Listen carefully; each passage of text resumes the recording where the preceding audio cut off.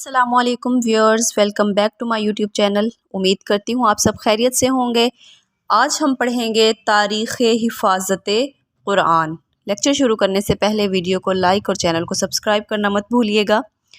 قرآن مجید کی نزول کی تاریخ کے بعد آج ہم پڑھیں گے قرآن مجید کی حفاظت کی تاریخ کے بارے میں۔ تو ہم اسے یہ بھی کہہ سکتے ہیں کہ تاریخ و تدوین قرآن۔ قرآن مجید چونکہ ایک ہی مرتبہ پورا کا پورا نازل نہیں ہوا تھا، بلکہ اس کی مختلف آیات ضرورت اور حالات کی مناسبت سے ہی نازل کی جاتی رہی تھیں، تو اس لیے رسول اللہ صلی اللہ علیہ وآلہ وسلم کے دور میں یہ ممکن ہی نہیں تھا کہ قرآن مجید شروع ہی سے ایک کتابی شکل میں لکھ کر محفوظ کر لیا جائے، بلکہ اس کو وقتاً فوقتاً وہ لکھ کر اور صحابہ کرام نے انفرادی طور پر اپنے پاس چھوٹے چھوٹے نسخوں کی صورت میں محفوظ کر رکھا تھا۔ تدوین قرآن سے مراد یہ ہے کہ قرآن مجید کو اکٹھا کر کے ترتیب دے کر ایک کتابی شکل میں ایک قرات میں مرتب کرنا۔ اور تاریخ حفاظت قرآن میں ہم دیکھتے ہیں کہ قرآن مجید کی حفاظت رسول اللہ صلی اللہ علیہ وآلہ وسلم کے دور سے لے کر عہد عثمانی تک کس طرح سے ہوئی ہے۔ تاریخ حفاظت قرآن کے 3 ادوار ہیں۔ پہلا دور عہد رسالت ہے، دوسرا دور عہد صدیقی ہے اور تیسرا دور عہد عثمانی ہے۔ 3 ادوار پر مشتمل ہے قرآن مجید کی حفاظت کی تاریخ۔ عہد رسالت میں کتابت قرآن پہلا مرحلہ ہے۔ رسول اللہ صلی اللہ علیہ وآلہ وسلم پر جب وحی کا نزول ہوا تھا تو اس کے ساتھ ہی آپ صلی اللہ علیہ وآلہ وسلم نے قرآن مجید کی کتابت کا بھی خاص اہتمام فرمایا تھا، اور جیسے ہی کوئی وحی نازل ہوتی تو آپ صلی اللہ علیہ وآلہ وسلم صحابہ کرام سے وہ وحی لکھوا لیا کرتے تھے۔ تو کتابت وحی کے فرائض انجام دینے والے صحابہ کرام کو کاتبین وحی کہا جاتا ہے، اور ان کاتبین وحی کی تعداد 40 تک شمار کی گئی ہے، لیکن ان میں سب سے زیادہ مشہور ہیں وہ 4 خلفائے راشدین ہیں۔ اس کے علاوہ حضرت ابی بن کعب ہیں، حضرت عبداللہ بن ابی سرح ہیں، حضرت زبیر بن عوام ہیں، حضرت خالد بن سعید ہیں، حضرت حنظلہ بن ربیع ہیں۔ حضرت حنظلہ بن ربیع وہ صحابی ہیں جن سے آپ صلی اللہ علیہ وآلہ وسلم نے یہ فرمایا تھا کہ تم ہر وقت میرے ساتھ رہا کرو، کیونکہ وحی کے نزول کا کوئی بھی وقت مخصوص نہیں ہے، تو ایسا نہ ہو کہ کوئی وحی نازل ہو اور اس کو لکھنے میں دیر ہو جائے۔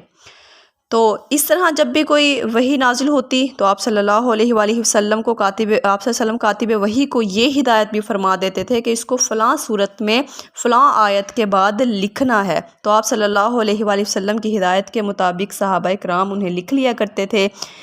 اس دور میں چونکہ کاغذ کمیاب تھا تو اس لیے قرآنی آیات زیادہ تر پتھر کی سلوں پر، چمڑے کے پارچوں پر، کھجور کی شاخوں پر، بانس کے ٹکڑوں، درخت کے پتوں اور جانور کی ہڈیوں پر، اونٹ کے شانے کی ہڈی پر اور کبھی کبھار کاغذ پر بھی لکھا جاتا تھا۔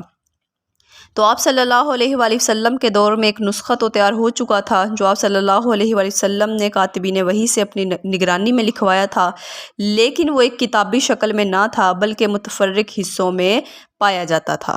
لیکن بہت سے صحابہ کرام نے اپنی یادداشت میں قرآن کریم کی آیت کو اپنے پاس محفوظ کر رکھا تھا، اور یہ سلسلہ ابتدائی دور سے ہی جاری تھا کہ صحابہ کرام قرآن مجید کو یاد کرنے کے ساتھ ساتھ لکھ کر انفرادی طور پر اپنے پاس محفوظ بھی رکھتے تھے۔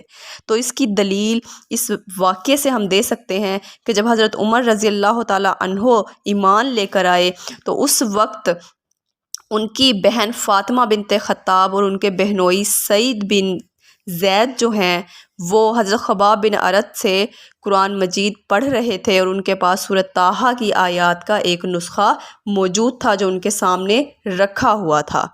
اور اس بات سے یہ واضح ہو جاتا ہے کہ ابتدائی دور سے ہی قرآن مجید کو لکھنا اور اس کو یاد کرنے کا جو سلسلہ ہے وہ جاری تھا۔ اس کے علاوہ بہت سی روایات سے یہ بات معلوم ہو جاتی ہے کہ قرآن مجید کے نسخے رسول اللہ کے دور میں لکھے گئے تھے۔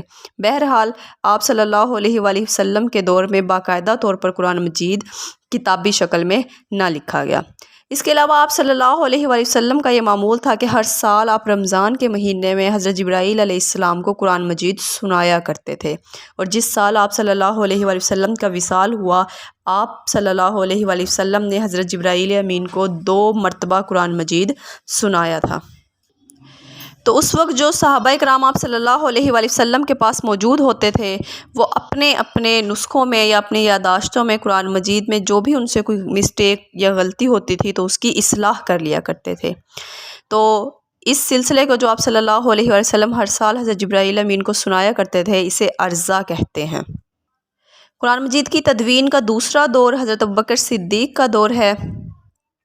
آپ صلی اللہ علیہ وآلہ وسلم کے وصال کے بعد حضرت ابوبکر صدیق رضی اللہ تعالیٰ عنہ خلیفہ اول بنے، اور آپ کے دور میں آپ رضی اللہ تعالیٰ عنہ کو بہت سی مشکلات کا سامنا کرنا پڑا۔ بہت سے لوگوں نے زکوٰۃ دینا چھوڑ دی، جن کو منکرین زکوٰۃ کہا جاتا ہے، آپ نے ان کے خلاف جو ہے جہاد کیا۔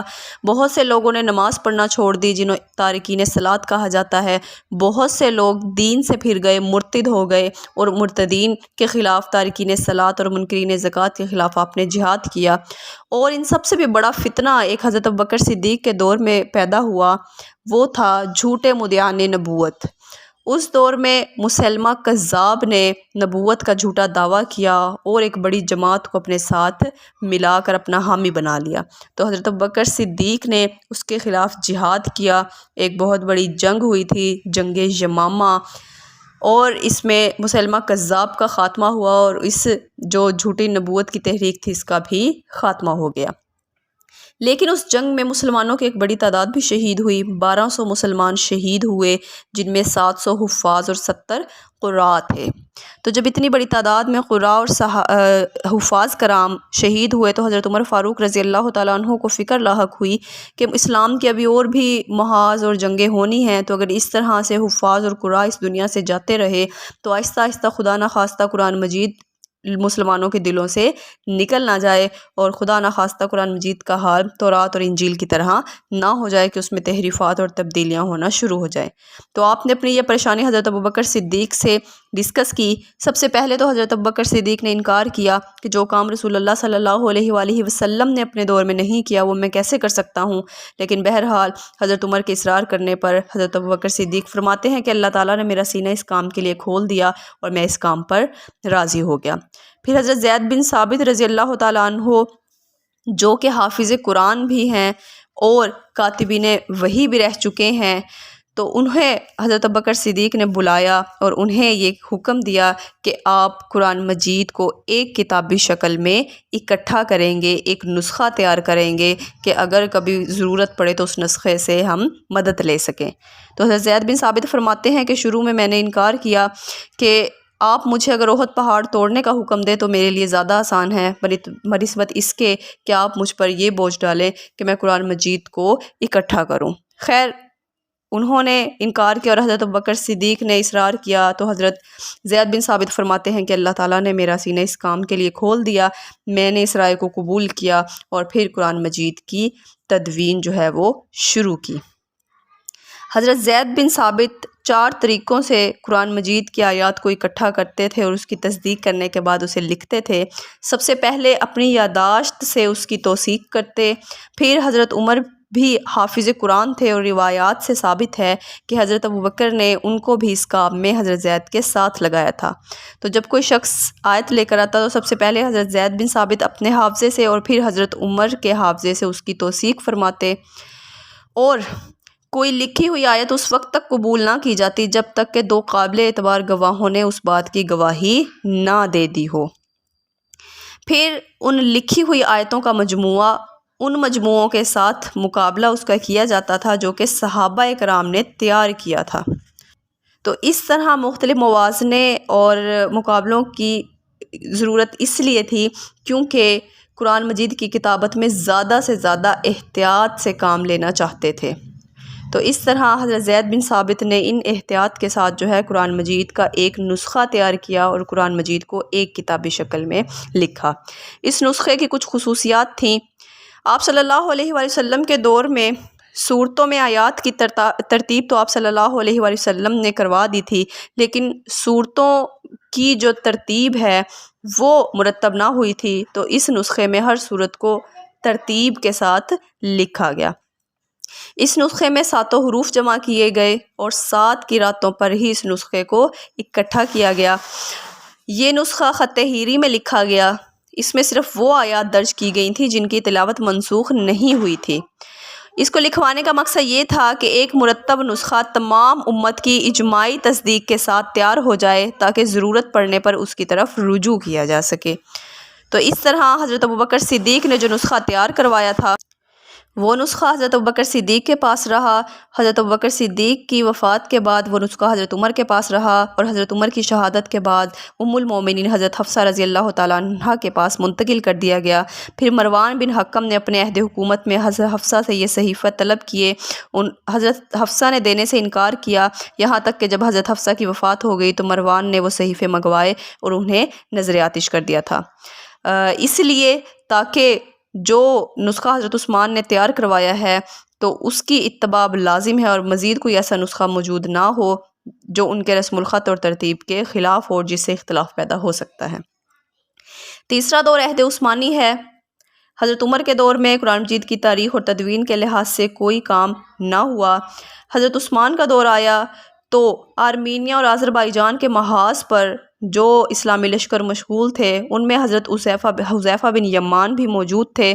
انہوں نے دیکھا کہ وہاں کے لوگ قرآن کریم کی قراتوں کے بارے میں اختلاف کرتے ہیں، یعنی شام کے لوگ حضرت ابی بن کعب کی قرات میں پڑھتے ہیں جو کہ اہل عراق نے نہیں سنی، اور اہل عراق حضرت عبداللہ بن مسعود کی قرات پڑھتے ہیں جو کہ اہل شام نے نہیں سنی۔ تو اس طرح وہ ایک دوسرے کو غلط اور اپنی قرات کو درست کہتے ہیں اور بات ایک دوسرے کو کافر کہہ دینے تک پہنچ جاتی ہے۔ تو انہوں نے یہ پریشانی حضرت عثمان رضی اللہ تعالیٰ عنہ سے ڈسکس کی۔ اس سے پہلے حضرت عثمان اس خطرے کو خود محسوس کر چکے تھے۔ مدینہ میں بھی ایک معلم اپنے شاگردوں کو ایک اپنی قرات سے پڑھاتا تو دوسرا معلم اپنے شاگردوں کو دوسری قرات سے، اور اس طرح دونوں کے شاگردوں میں اختلاف ہو جاتا۔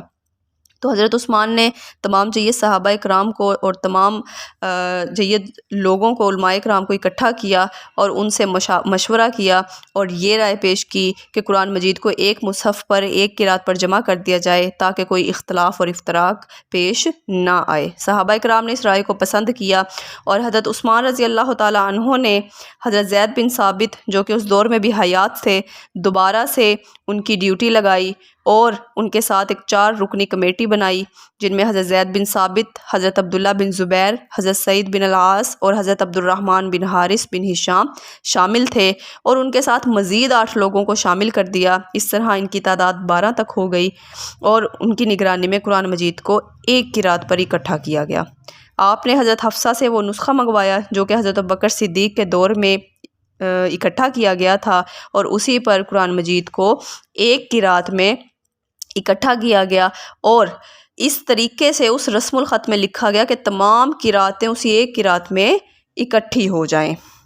اور حضرت عثمان رضی اللہ تعالیٰ عنہ نے یہ ہدایات دیں کہ جہاں پر کوئی کنفیوژن یا مسئلہ پیش آئے تو قرآن مجید کو قریش کی قرات میں وہاں پر ترجیح دینا، قریش کی قرات میں وہاں پر لکھنا اور اکٹھا کرنا، کیونکہ قرآن مجید جب نازل ہوا تھا تو قریش کے درمیان نازل ہوا تھا۔